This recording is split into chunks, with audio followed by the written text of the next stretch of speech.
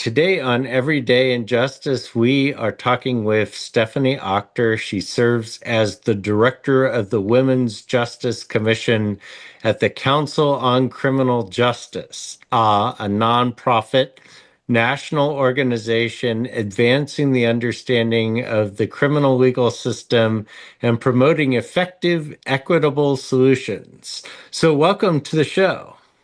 Thank you so much for having me. So I'm curious, what is your background and how did you get into this line of work?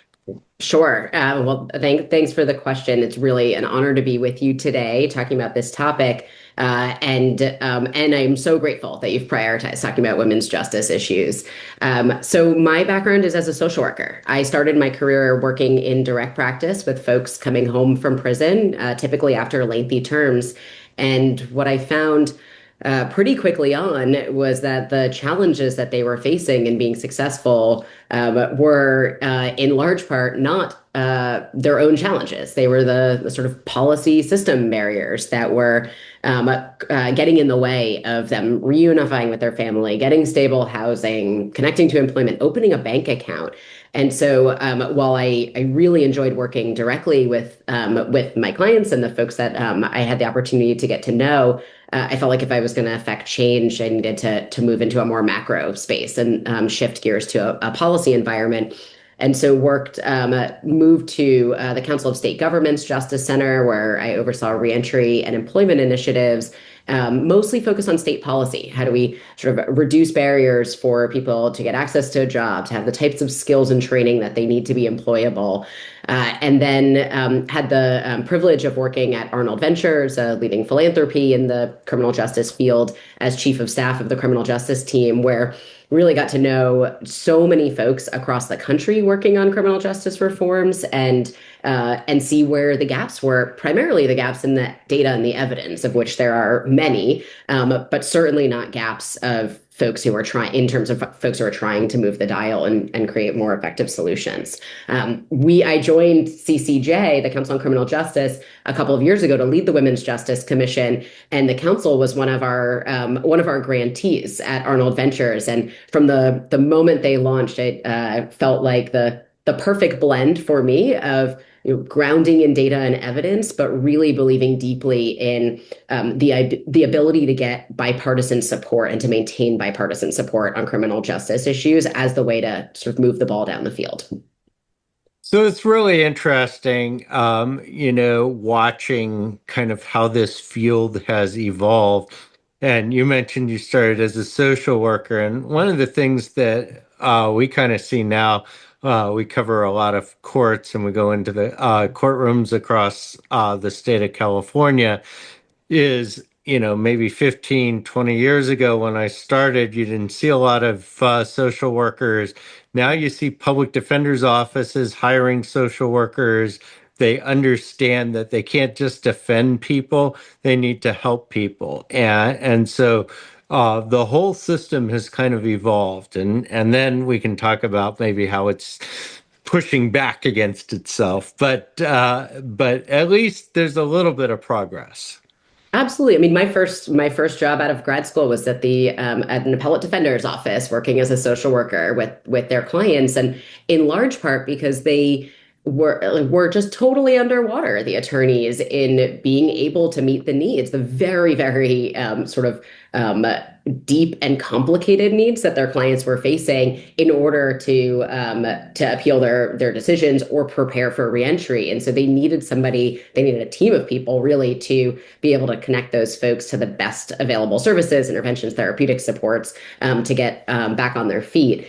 But we've seen this shift across parts of the criminal justice system. And even in our work on the Women's Justice Commission, we've really tried to lift up where social workers, where other therapeutic and social service agencies can play a critical role, especially in the face of staffing shortages and other demands on law enforcement. So how do we sort of pair folks together to respond to calls for service, and not only to get people connected to the help that they need, but really to see if we can divert people away from the criminal justice system that aren't really a threat to public safety, but are in crisis and they need some other type of service. And that's a big lift to ask our police to do, to hold both social work responsibilities and sort of public safety responsibilities. And so getting that integration there at those earliest stages feels to me like one of the greatest areas of progress in our field in the last 10 years or so.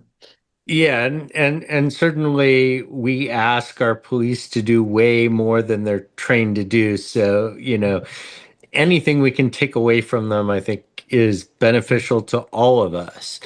Now, one of the interesting things we've been really tracking over a number of different discussions over the last several years is the rise in women in the criminal legal system. And it's interesting, like I was reading something this morning where the person was pushing back against the notion of calling it the criminal legal system, but we won't get into that. But in any case, what's interesting is, the criminal legal system traditionally, and even now, is heavily male, but women are the fastest growing segment, and the needs and also the type of crimes and the type of services that they need are very different. And so maybe we can start there. Sure. Well, there's a lot in that. I'll just take one step back to tell you sort of what brought the Council on Criminal Justice to the issue of women's justice issues, because I think it really animates a lot of this part of the conversation. So, as you mentioned, we're both a membership association and a nonprofit sort of policy think tank. And one of the ways we do our work is by bringing together sort of high profile, ideologically, experientially, geographically diverse leaders to see if they can comb through the data and the evidence that exists and come up with a set of policy recommendations. There's probably 900 things we could do differently on any topic. Can we identify 10 that are really actionable, that can sort of continue to move this ball down the field? And when the council was formed in late 2019, the national environment really dictated the organization's priorities. So we wanted to be responsive in real time to what the criminal justice field was facing and what public safety meant. So very soon after launch, COVID hit, and we launched a COVID in corrections working group to really dig into what should corrections leaders be thinking about as we talk about COVID. And then George Floyd was murdered, and we launched a policing task force. And then post-pandemic, we saw increases in violent crime. Okay, well, we launched a violent crime working group. We have finally gotten the opportunity to catch our breath and to say, of the issues of import that are not on the national agenda but should be, what do those look like? And so we surveyed our members, and overwhelmingly, folks said you have to be talking about women in the justice system for all of the reasons you mentioned and more. Yes, the numbers are staggering in terms of increases in women's involvement in the justice system. Women now make up a quarter of all adult arrests. That's really alarming. The other alarming sort of component to this is that the trends that we're seeing for women differ from that of men. So we're seeing women's jail incarceration rates increase while men's are decreasing. So what's going on there? Like, why are the reforms that are being put in place that are benefiting men not having the same impact on women? And then you look at some of the things that you talked about, sort of how are women different? What do we know about the population? Not only in terms of their experiences, high rates of mental health disorders, high rates of substance use, extensive histories of trauma and victimization, but also in terms of why they commit crime. Their risk profiles look different. What drives women to crime looks different. And their responsibilities look different. As primary caretakers for children, for elderly, for the community. And so our criminal justice system is really not designed to account for any of that. We sort of have a response that we apply, and folks sort of colloquially say, add women and stir. And the system wasn't designed to meet the needs of women, certainly wasn't designed to account for their risk factors, their experiences. And we wonder why we don't see better outcomes across the board. And so when the Women's Justice Commission was launched, we really set out to get a better sense of why women were coming into contact with the justice system at greater rates and how effective the system is at responding when women break the law. And we have two main goals that we could sort of consider our North Star.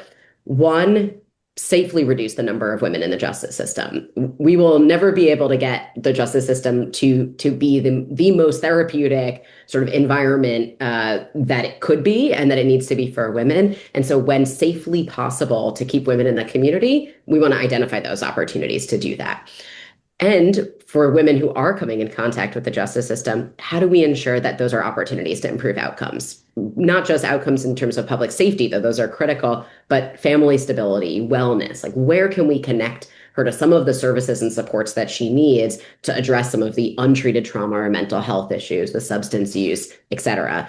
And so those are the two sort of filters that we look at all of our work through is can we safely reduce or can we improve outcomes? And we've been going sequentially through the entire criminal justice system to identify opportunities. It is a lot of ground to cover when we're thinking about this a sort of entire population of people who are different, have different sets. Women are not a monolith, and so there's nuance within it, but have learned a whole lot about their experiences.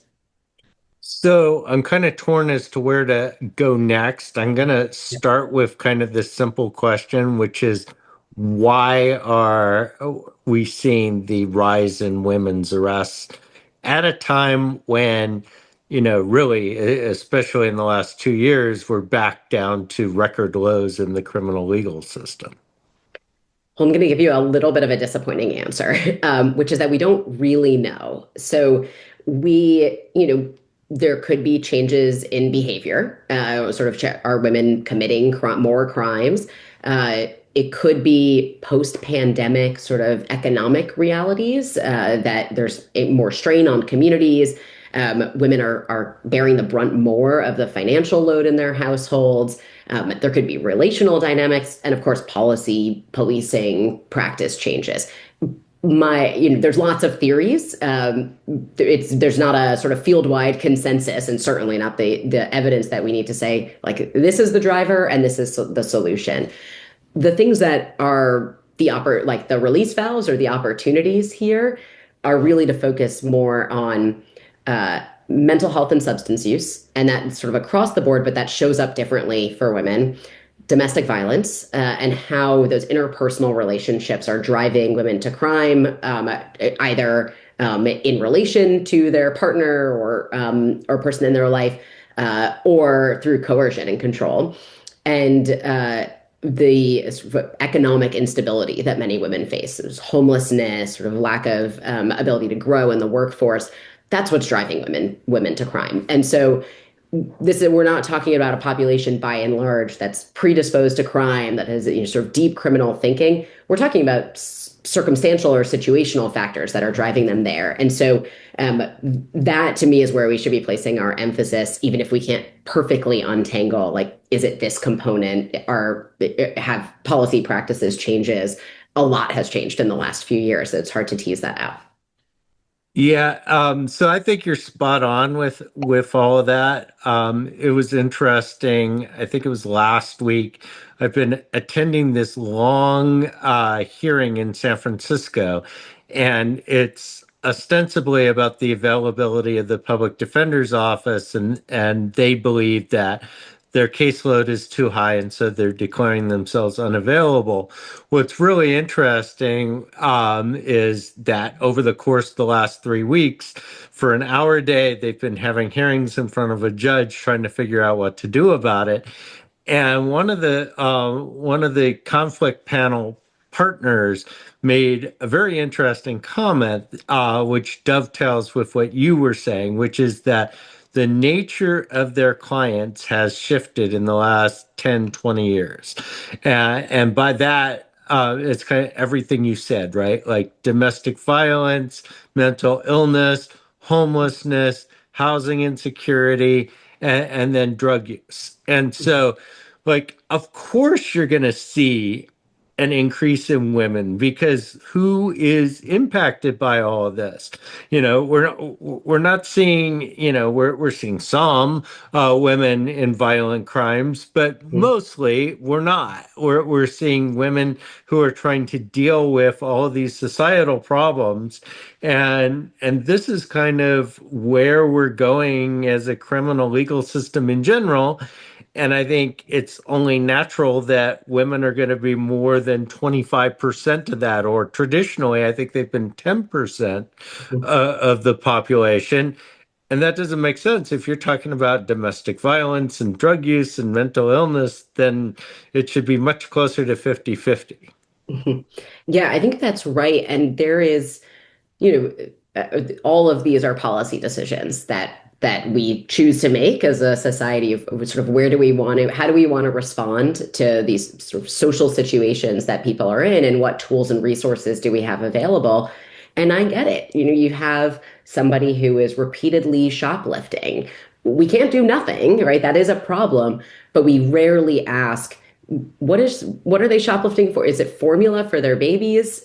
Maybe there's a different solution here. So we rarely sort of take that step deeper and ask what's really going on that's driving this behavior, that's driving the drug use, and have we given opportunities to connect them to the types of treatment and services that we know work to get their lives back on track. It's very hard for people to do that when they're living in unstable environments, and certainly when they're living in sort of coercive, unhealthy relationships. That it makes it very hard for women to have the ability to step away and to be able to put themselves first when they're so often caring for family members, children, and that's what's driving a lot of their criminal behavior.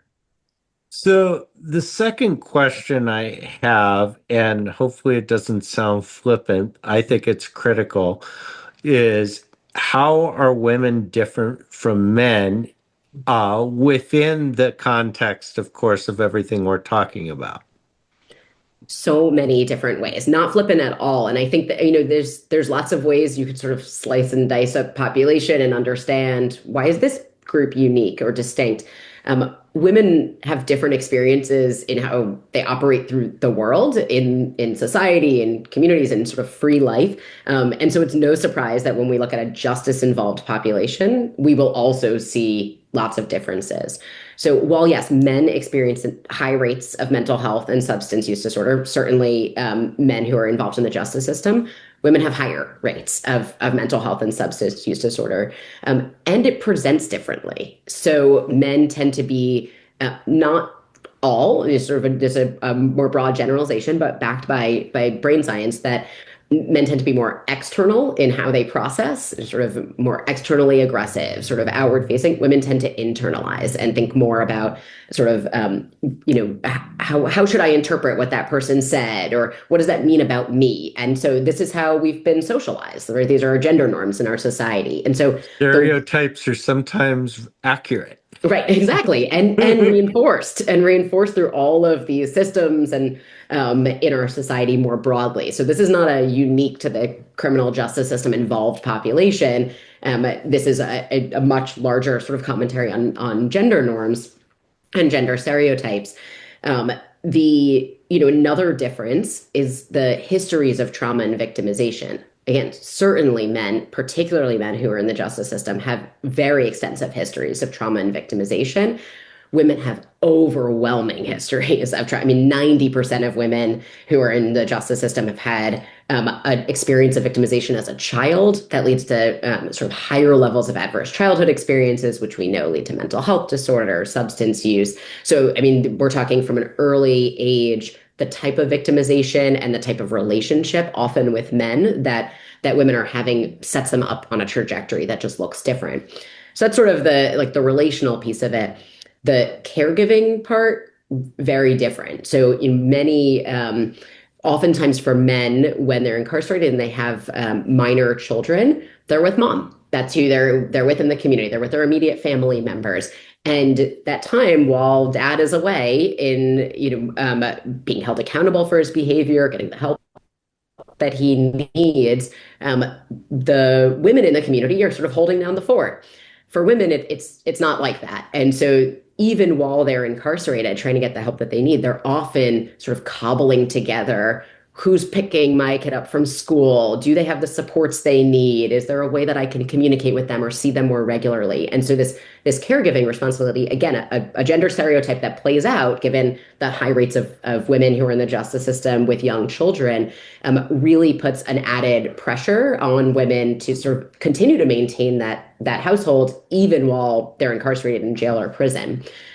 And then as we think about sort of in corrections, I mean, then you get into the or in correctional systems, then you get into the health differences. And so the reproductive rights, the OBGYN needs, the sort of aging women in prison have different needs, nutritional differences and nutritional needs. So that the sort of physical health differences matter a whole lot as we're thinking about designing jails and prisons that can be responsive, often whom see a gynecologist as a specialist and not a primary care physician that you may need to go outside to receive services from.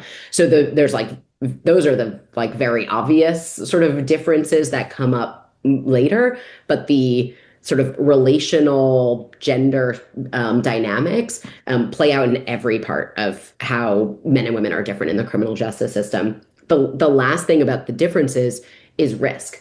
Women are just less risky and less dangerous than men overall. There's always cases, there's always outliers, but the women tend to commit fewer violent crimes, tend to recidivate at lower rates, get rearrested and reconvicted at lower rates. So across the board, we're looking at a less risky population when we think about public safety. And so who is at our greatest risk to the community? It's often not women, yet they're getting caught up in the system, and we're using our resources to incarcerate.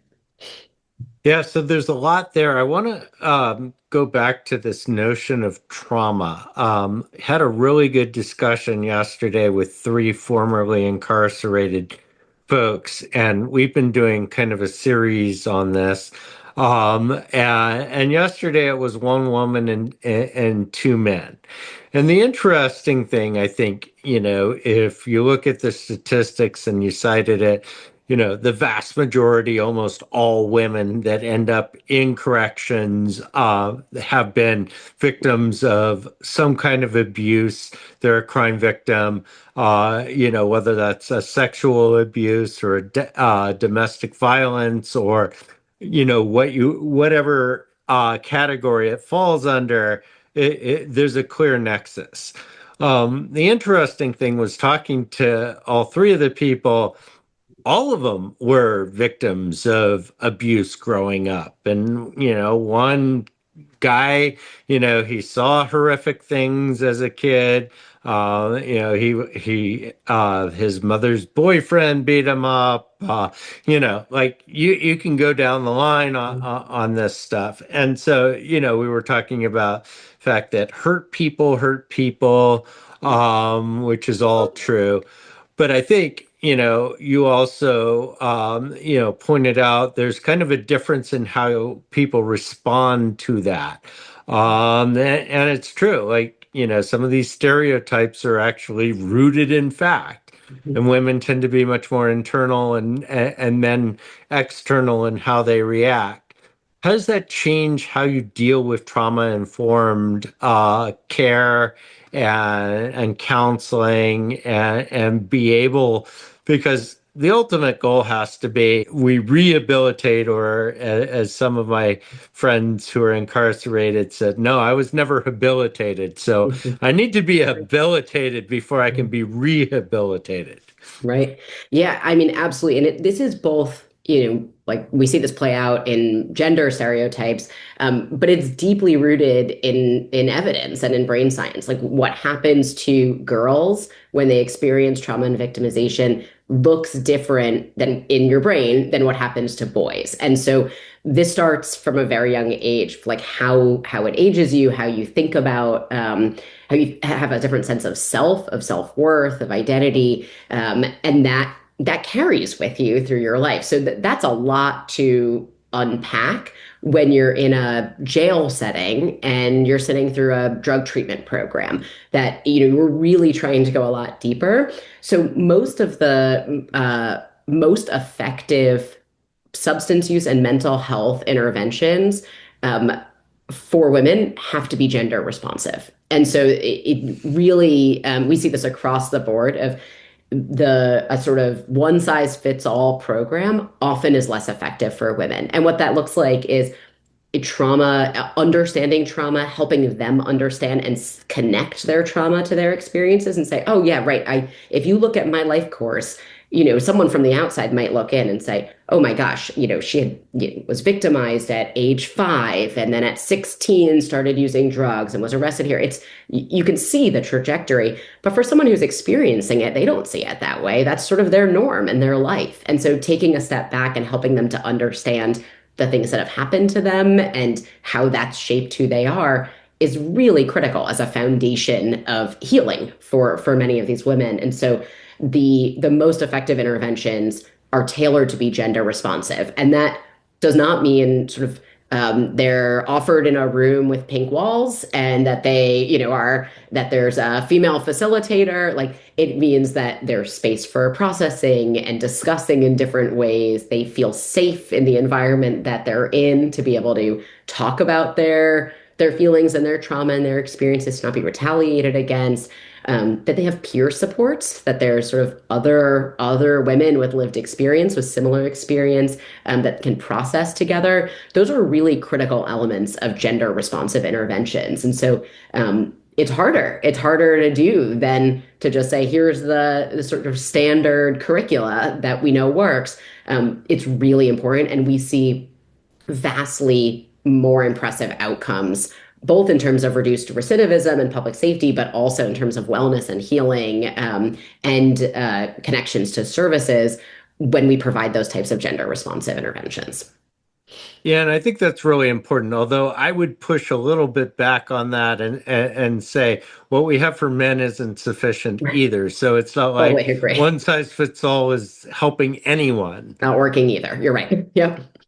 Um, and the other big problem, and you kind of alluded to it with the caregiving aspect to it, but one of the things that I'm particularly concerned about is collateral consequences. So let's say most of these women that go in to prison are going to come out at some point, and they're often still going to have children, minors that they're responsible for, and they may have parents that they're responsible for too.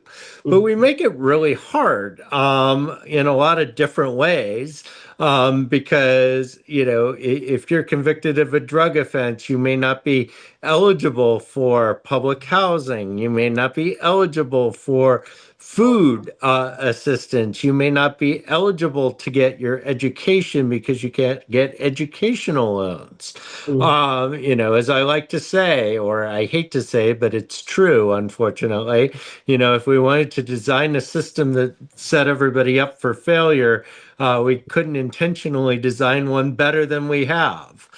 And so, how do we change that mindset? Like, I feel like we need to change our mindset that we need to let people, if we're going to have people do their time, we need to allow them to get out and be able to succeed once they're out. And a lot of times we make that really difficult. Yeah, I mean you were right on so many fronts here, and to layer on, those are just like the policy barriers that stand in the way. But imagine coming home from jail or prison and not having a stable or safe place to live and sort of lack of employable skills and having to take care of kids, having to take care of a family. I mean, it's just that is a very tall order for a lot of the women to have to hold all of those things, and so we do need to be thinking differently about all of it. I'll say, I think it starts with thinking about whether they need to be in jail or prison in the first place. Sort of, we have that as an opportunity. Certainly, when there is a real public safety risk, when someone is a danger that needs to be incarcerated, that makes sense. there are lots of other ways to hold people accountable, to help course correct, give them opportunities for treatment and rehabilitation, and keep them home and connected to their sources of support and stability. And so that's what the Women's Justice Commission is really focused on in the sort of front end of the system is sort of how do we use that as use jail and prison as a last resort, not as sort of the commonplace or the sort of place of first order business.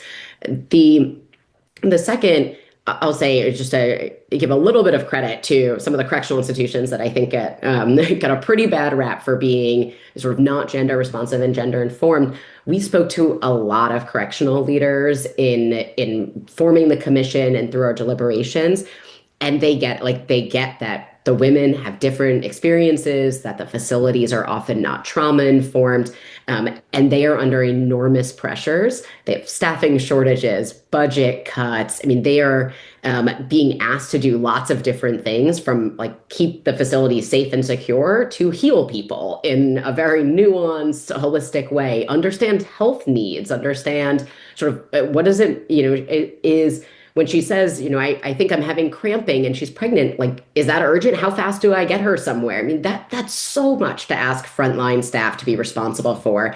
And that's why we're so focused on when can we, instead of trying to get this system, which we need to do, it's a both and, but really where we can get, I think, the most effective outcomes is to think about alternatives, whether that looks like diversion programs, sort of problem solving courts that can really wrap around people and identify all of these needs.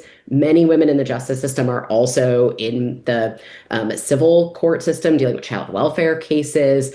And so they're sort of straddling these systems and requirements in lots of different ways. But what they need is the sort of underlying help, or the help to address some of those underlying needs that's pushing them there in the first place. So that's been our focus. There is a lot of innovation happening. There's a lot of jurisdictions testing different approaches. And I think maybe it feels a little bit naive to say, I think it there's a willingness to try things for women. And there really is, I think, maybe it's paternalistic, but there is a feeling of like a recognition anyway that women play really important roles in our community and in our family systems, and they're not getting the types of help and services that they need inside of jails and prisons. And so places are trying all sorts of different, whether that's a women's specific docket in a court with people who understand these complexities, whether it's sort of a trauma informed trainings in prosecutors' offices. We talk to prosecutors all over the country who say, I don't need to do more digging on this case. It's clear cut, but these things line up and seem like maybe there's domestic violence that's driving it. That's what we're starting to see, which is really promising for us, is to start to see a recognition and an ownership that there's no one part of the system that's responsible, that it's really there are lots of opportunities to intervene differently. And I agree with a lot of what you say. And if you talk to correctional officers that have been around for a while, some of the leaders in some of the prisons, the wardens, they all kind of recognize that the system is broken, what they've been doing isn't working. And to varying levels of success, they're starting to change. And you're definitely seeing that. I don't go into a lot of women's prisons, but I see it even in men's prisons that the basic mindset is changing. Um, you know, and one of the interesting things I think, and you kind of alluded to it earlier, is that the risk factor with women seems to be perceived, at least, to be different. Like you don't have the public safety fear of releasing a woman that you do a man. And maybe that's good, maybe that's bad, maybe that's accurate, maybe that's not accurate. But, I do feel like we need to change our thinking and understand that the way we treat people that are in the system is itself a public safety issue. That if you can get somebody educated, you can get them to deal with their childhood trauma, you can get them skills and actually give them tools so that when they get out, they don't have to do a monkey job or don't have to go into all sorts of underground, ways to make money, that actually creates public safety because when you release the person, they're not a threat anymore. I know so many people that have gone in, they got their GEDs, some of them get their college degrees. They come out, they're never going to commit a crime again. Um, I know, and it's both and like yeah. we've got to be doing all of those things to help set people up for success. We can't be sending them back to the same environments where they're sort of exposed to the same types of dynamics. And we have a real opportunity to help address some of that unresolved trauma and the untreated mental health needs during this time of incarceration. So their perception, their sense of self, their identity is different coming out too. And their sense of self-worth is different coming out. And so it's the deep sort of therapeutic work and changing thinking and changing sort of mental models and the very concrete, like you need job skills. So you're not reliant on an abusive partner to support you and your children. You need to be sort of set up for a path in that way. And women need that in spades, really. I mean, the both and part because of the trauma and victimization, and because of the lack of economic mobility and sort of unstable circumstances before they're incarcerated. Well, we're just about out of time. Is there anything we've kind of missed that's kind of a big area? I know we're just scratching the surface, but I just kind of want to give people, an idea of, why women are different than men. Kind Yeah, of the absolutely. kindergarten answer, right? Right.